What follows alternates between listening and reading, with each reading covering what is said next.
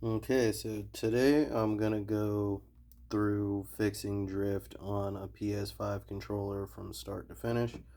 Yesterday I made a video just going over what causes drift and just generally how to fix it, but today I already had the controller apart, so I'm actually gonna go take the whole controller apart in this video. So, your first step in taking a PS5 controller apart is going to be to remove your L and R1 buttons. So you can use like a flathead screwdriver or anything. You just want something to get behind it and pop the button out.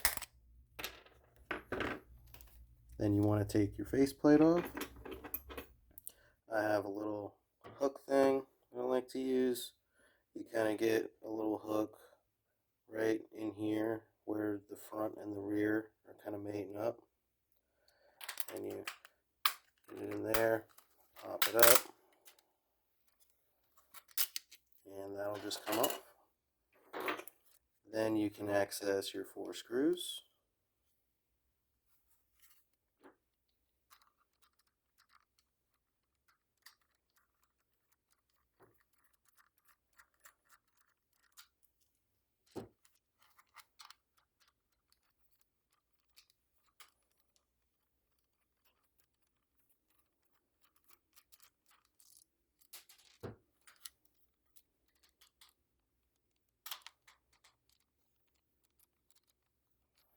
These are just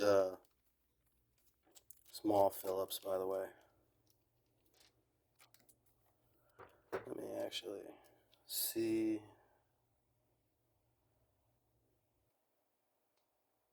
2.0.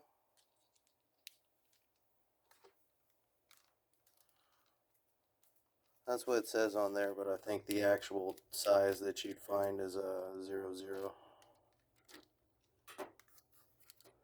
And then, once you have that, start prying your case apart a little bit, and then you have 2 tabs here.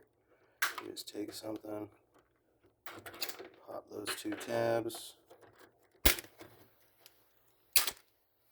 then you'll be able to take your rear off. Then you just need to unplug your battery. You have 1 screw inside the battery tray. Take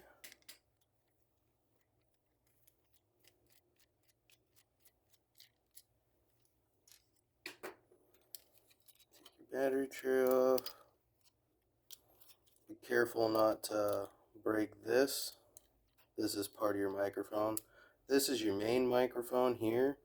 This, I believe, just helps filter out background noise so you sound better. Sometimes it just comes out, sometimes you need to get in there and pry it. But then you're going to want to unplug your main microphone. You'll have 2 ribbons here for your triggers, 1 here for your trackpad. If you have trouble pulling any of those out, just get some bigger tweezers to help you. This might look different because there are several different board models, but the disassembly process is the same. It just looks a little bit different. You push on the sticks to loosen the board up. These pieces just pull straight off. There's nothing special holding them on. And now you're to your joystick modules. I said usually, unless you can see physical damage to the joystick where it's like it's not going all the way back to the center, it's sitting like that, the issue is going to be in the potentiometers. Usually they just either get dirty or scratched up. Occasionally this cross piece pops out. You might need to pop it back into place. You could have these clips here. Sometimes they break. I don't think I mentioned that in my other video. And the other thing I forgot to mention is sometimes this piece back here can also pop off. I don't see that very commonly though, but you can glue that back on if that pops off. If I ever encounter it in a repair, I'll probably make a video on it. It's just not something that I see very often. So, first step to getting into the potentiometer, I have a little pick like this. I want to go in and try to bring this up. So you kind of want to work it in the top here, and just kind of work it down real easy, pull it back. You want to be pretty gentle doing it your first time because it's very easy to break. I meant to go a little bit slower with that, but I've done a lot of these, so I have a good feel for it. And so that piece in there, you can see it's not popped off, so that's what you're going to want to check in there. This side usually isn't that dirty, but this one's got a little bit of gunk on the back there. So you'll just want to take a Q-tip with at least 91% isopropyl alcohol.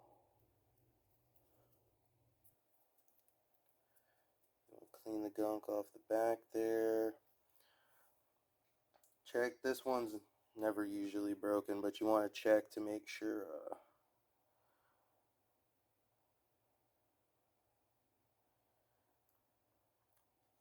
it does not want to focus.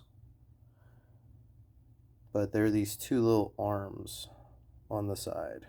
You want to make sure those aren't broken. And then you want to wipe this back metal part here. Wipe the potentiometer itself.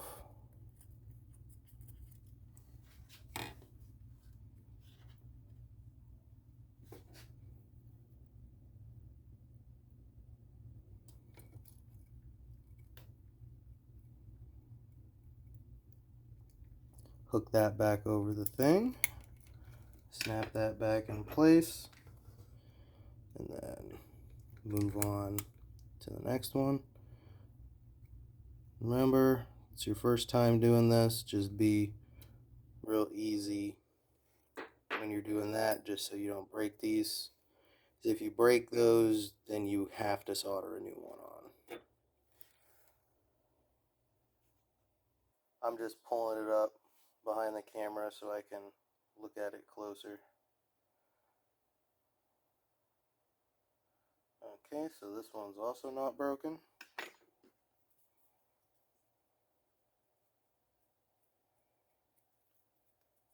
So just give that a little wipe down.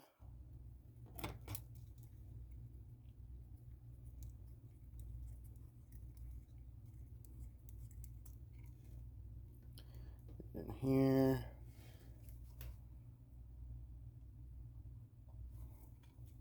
And it doesn't look, you're going to want to look in here to see if it's scratched or not.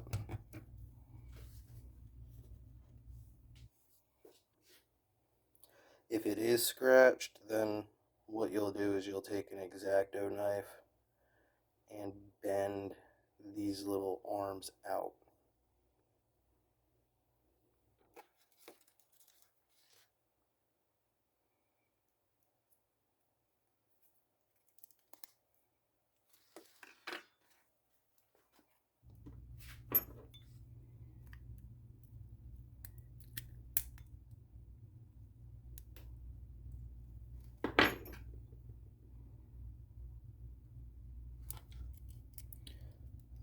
That one's usually not scratched.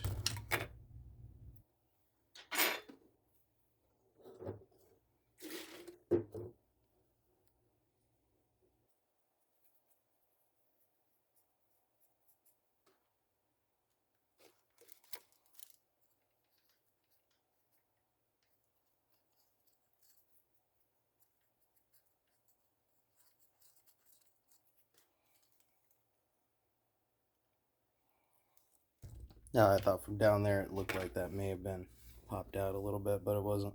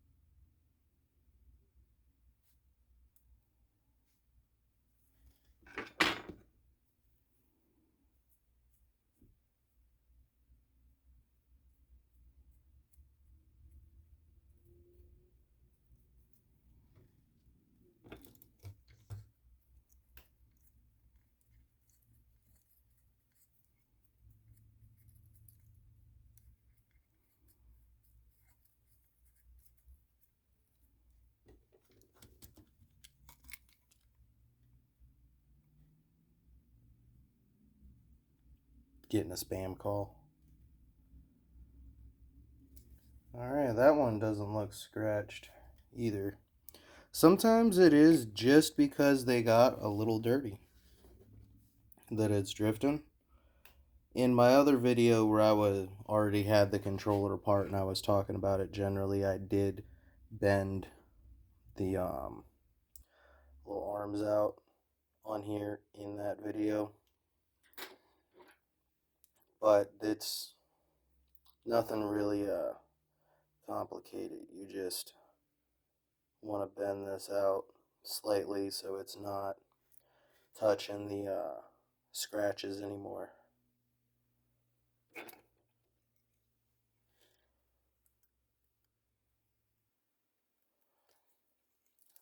That if you do this and you put your controller back together and you're still getting, when you go through the testing software, you're going around and you're still getting little glitches. Sometimes the scratches are so fine that they're impossible to see. So whenever that happens to me, I just take it back apart and I'll bend all of the fins out on both potentiometers, just in case, and that usually solves it. Well, you'll plop your joysticks back on.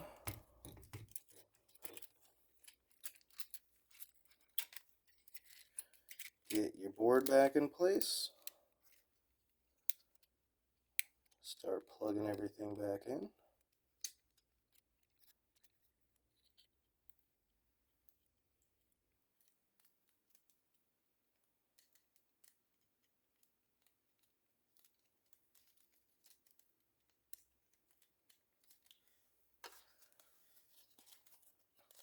Put your battery tray back on. Your microphone, there's a little tab, and there's a slot up here that you can push it into.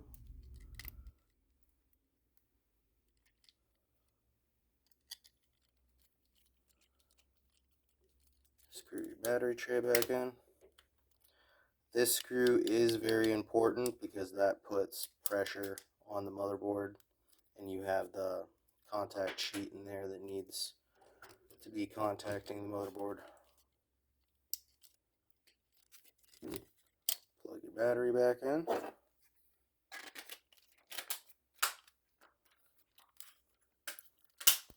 Snap your case back on. Then put your 4 screws in. I'm just going to save time, not do that. For these buttons, you can see there's a little slot in there.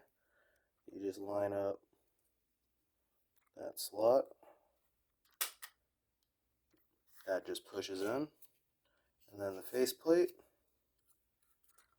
I'm going to have to clean this. This one's pretty grungy. But you just want to put it in like that, and then snaps all back into place. Alright, so I hope this helped you. And I'll be posting more repair videos for other issues that you might be having on your controller as well.